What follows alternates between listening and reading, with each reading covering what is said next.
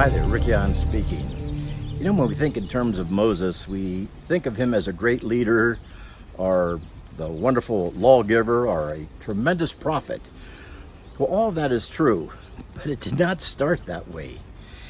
In fact, Moses' understanding of God was very, very slim.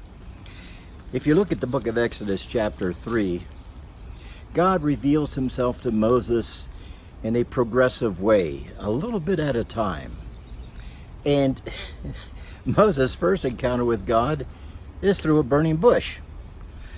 Now, burning bushes were fairly common out there in the hot desert in the summertime especially, but this burning bush kept on burning, and it did not disintegrate. So Moses goes over to find out what was going on at that bush, and as he gets closer to the bush, all of a sudden he hears a voice, "Moses, Moses." And Moses immediately responds by saying, "Here I am." And that's when God begins to make himself known to Moses, because he tells Moses all the things that he's going to do for his people, Israel. He says, "I have indeed seen the misery of my people. I have heard them crying. I am concerned, so I come down to rescue them."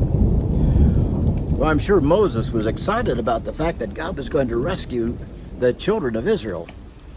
But then when God says, "I am sending you to Pharaoh," all of a sudden everything changed. And immediately Moses came up with his excuses. And so in the next couple of videos, I want to look at those excuses. The first excuse is one that I've used myself many times. Moses responds by asking, "Who am I? Who am I that I should go down and deliver the people out of Pharaoh's hand?" Have you ever felt that way? You have a big challenge before you, perhaps a great opportunity, but your first response is, "Who am I?" God's basically response is, "It doesn't matter, Moses, who you are. It's really who I am." And so he says, "I will be with you." Friends, that's all we need to know.